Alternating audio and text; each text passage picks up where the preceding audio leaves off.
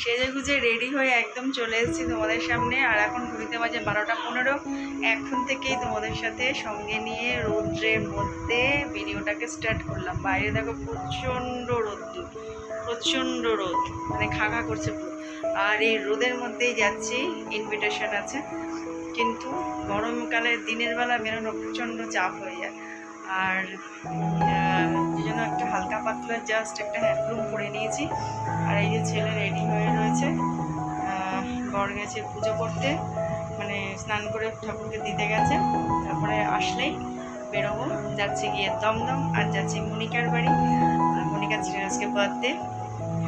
আর দুপুরবেলা গিয়ে প্রোগ্রামটা করেছে, গিয়ে তো একটা অসম্ভব ঝাড় দেবো।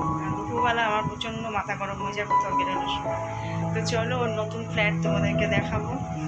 আর মানে আপাতত ফ্ল্যাটটা ভাড়া নিয়েছে ও, তারপর ওদের ফ্ল্যাট রেডি হচ্ছে। আর ওখানে গিয়ে কী কী করবো না করবো সব কিছু তোমাদের সাথে শেয়ার করবো। আর যাচ্ছি আমরা ট্রেনে, এখান থেকে স্টেশনে যাবো, স্টেশনে গাড়ি রেখে তারপর ট্রেনে যাবো। তো চলো সঙ্গে থাকো, দেখতে থাকো। আজকের ব্লগটা আশা করছি তোমাদের ভালো লাগবে।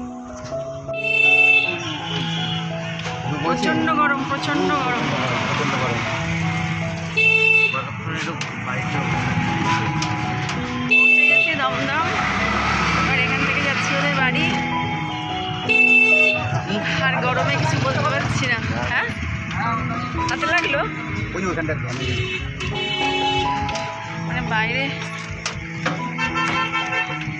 বাইরে মনে হচ্ছে একদম লু বইছে, লু। তো চলো ওখানে গিয়ে আবার কথা হচ্ছে।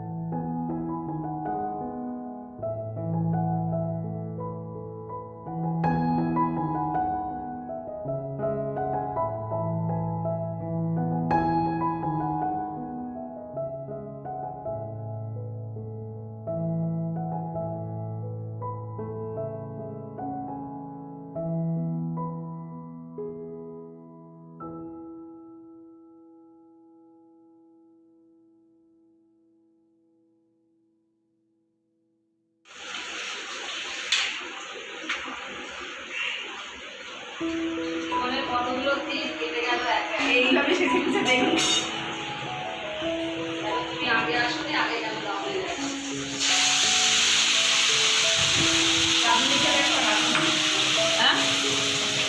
আমাদের রাধুনি। বাবা সরি, রাধুনি এখন মুখ দেখাতে পারছে না। দেখান দিদি, রাধুনি এখন মুখ দেখানোর অবস্থাটা পারছি না। সরি, পরে পরে পরে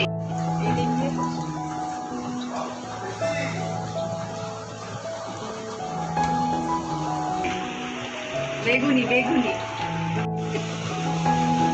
নতুন রান্নাঘর, নতুন জায়গা, আমাকে এসে রান্নায় ঢুকিয়ে দিয়েছে।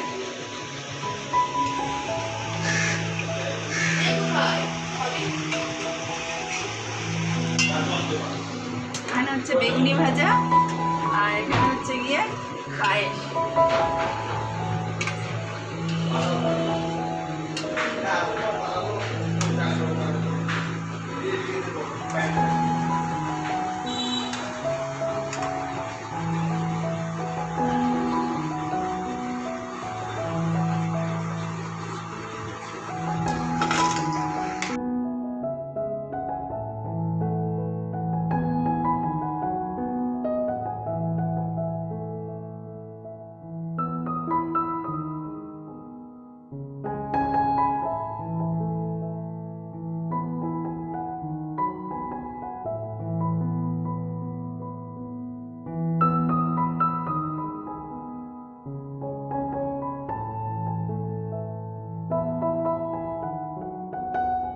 আসো না সবাই আসো, সবাইকে আসতে দেখি।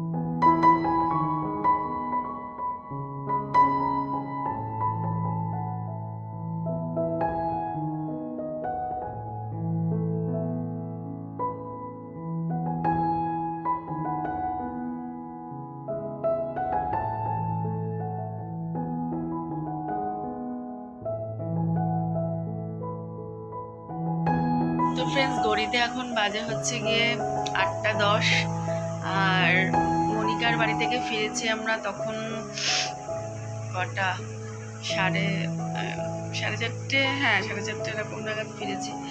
আর আজকে প্রচণ্ড মানে কষ্ট হয়েছে, যেহেতু আমরা ওখানে মানে খেয়ে উঠেই দৌড়িয়েছি, যেহেতু ছেলের প্র্যাকটিস ছিল, আর ওর প্র্যাকটিসের জন্যই মেনলি চলে আসতে হলো। আর কেননা একটু বেলা করে বেরোলে আবার ট্রেনে মারাত্মক ভিড় হতো, যেহেতু ওইটা অফিস টাইম, তো সেই জন্য আর ওর প্র্যাকটিসটাও দেরি হয়ে যেত। সেই জন্য মানে ওখানে গিয়ে খাওয়া দাওয়া করে সঙ্গে সঙ্গে আবার আমরা বেরিয়ে গেছি। আর আজকে গেছি রোদে, ফিরেছি রোদে, প্রচণ্ড গরম, তার জন্য আর শরীর ভাল লাগছিল না, যেন এসে আর তোমাদের সাথে কোনো কিছু কন্টিনিউ করিনি। এসি চালিয়ে পুরো ঘুমিয়ে পড়েছিলাম। ঘুম থেকে উঠে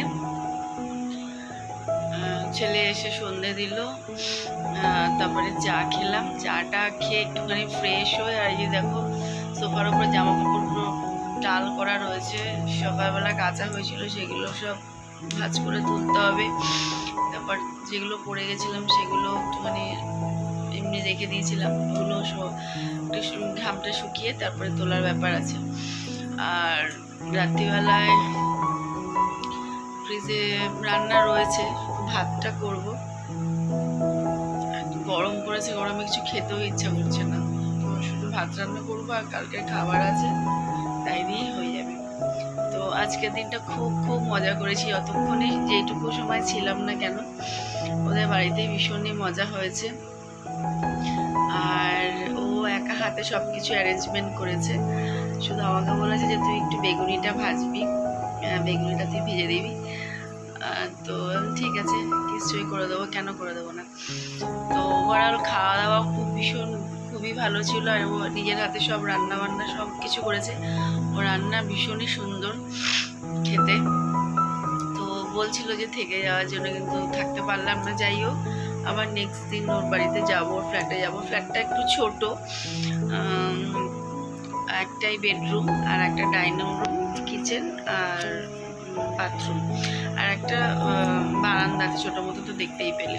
যাই হোক, আপাতত এটা ওরা ভাড়া নিয়েছে, ওদের ফ্ল্যাট রেডি হচ্ছে, রেডি হলে তখন ওরা সেখানে শিফট করবে।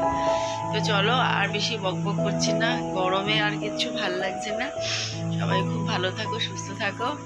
সামনে আরও সুন্দর সুন্দর ব্লগ নিয়ে আসার তোমাদের সাথে চেষ্টা করব।